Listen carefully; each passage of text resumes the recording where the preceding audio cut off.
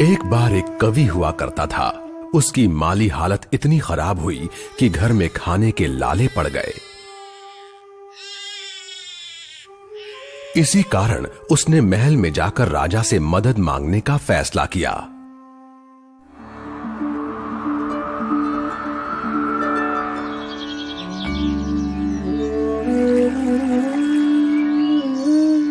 राजा के बुलाए जाने पर उसने अपनी कविताएं पढ़नी शुरू कर दी।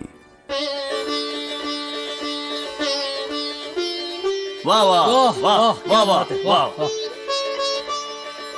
राजा बहुत प्रसन्न हुआ और उसने कवि से अपना इनाम मांगने के लिए कहा।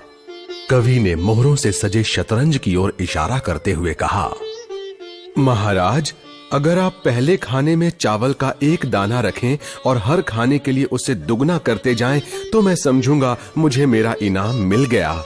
बस इतना ही? राजा ने पूछा। सिर्फ चावल का एक दाना और सोना नहीं? जी हाँ महाराज। तो फिर ऐसा ही हो। दरबारियों ने चावल के दाने रखने शुरू कर दिए। पहले खाने में 1, दूसरे में 2, तीसरे में 4, चौथे में 8। इस तरह वो रखते गए। जब 10वें खाने में चावल रखने की बारी आई तो उन्हें चावल के 512 दाने रखने पड़े। 20वें खाने तक संख्या बढ़कर 5,24,288 हो गई।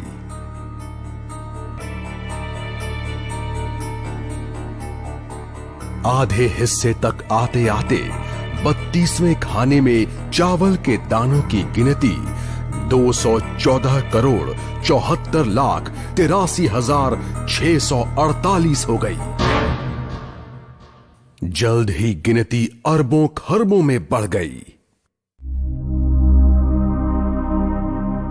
आखिरकार अभागे राजा को अपना पूरा राजपाट उस चतुर कवि के हाथों सौंपना पड़ा।